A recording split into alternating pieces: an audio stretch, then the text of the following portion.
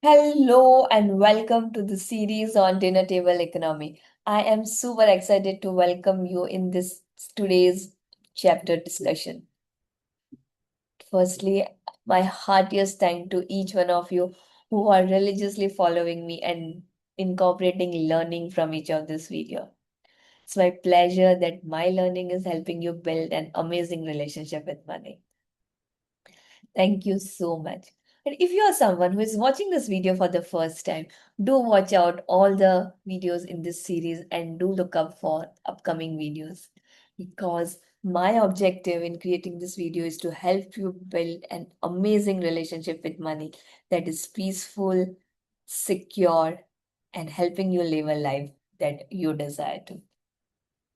Today, we are going to discuss about a very important concept and most common belief that I have seen my loved ones struggling while growing up. And this is chapter 9. He handles everything. So let's understand who Mr. He is from the life story of Miss Aarohi. It's Sunday afternoon, doorbell rings. Mother opens the door and warmly welcomes him. Are, come, sit na. And he walks in as one of the most powerful character of middle class financial life. Mr. Trusted Advisor Uncle. He's polite, he's well dressed, he carries folder and he speaks calmly. Basically, in many Indian homes, this is already enough for an individual to qualify as a wisdom giver.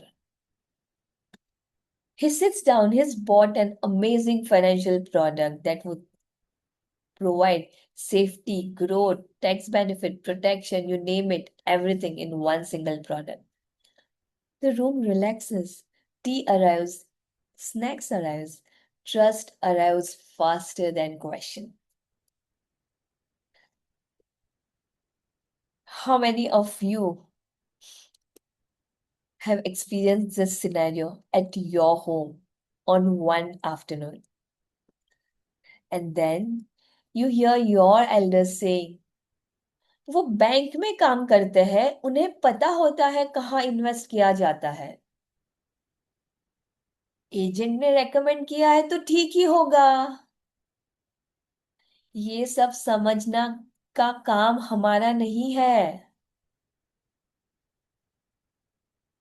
इतनी समझदारी नहीं है तुम्हें, वो देख के ही बता रहे हैं।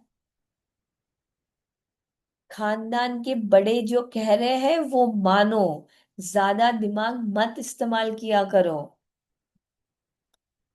अरे वो सीए है, वो जो बोलेंगे वो सही होता है।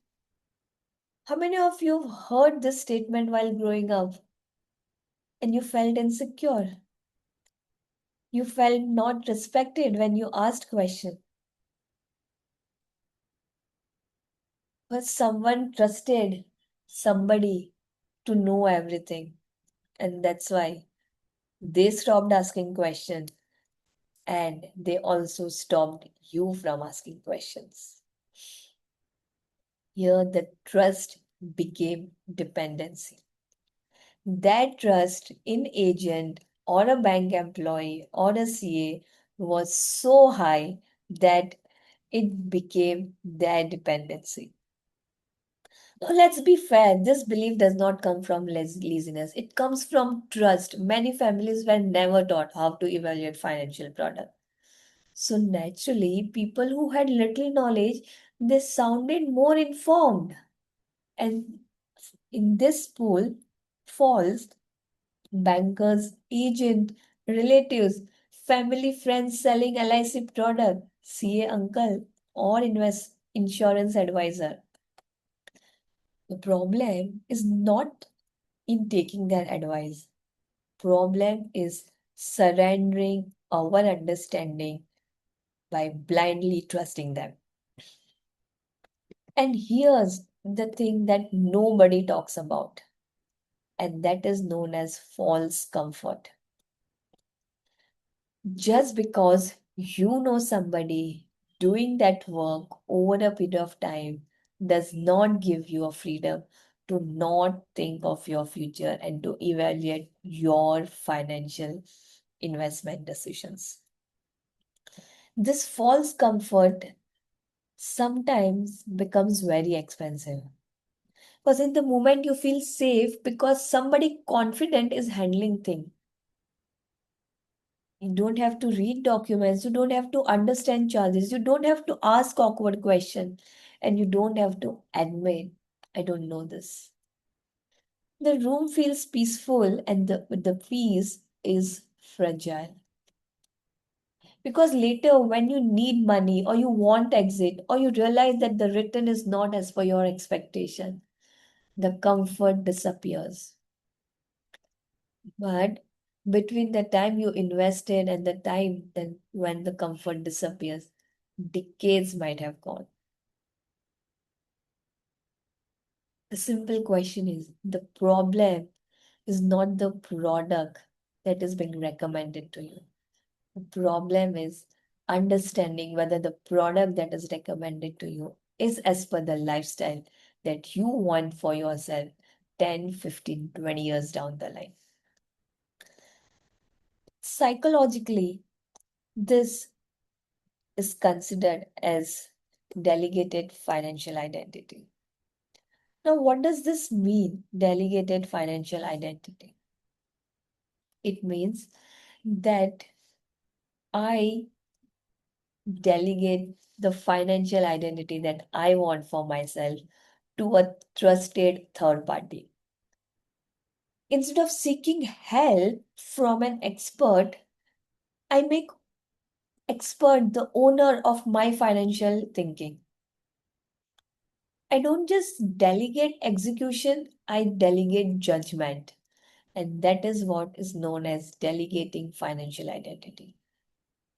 You slowly become dependent. You also become incapable of making financial decisions because you never had courage to ask.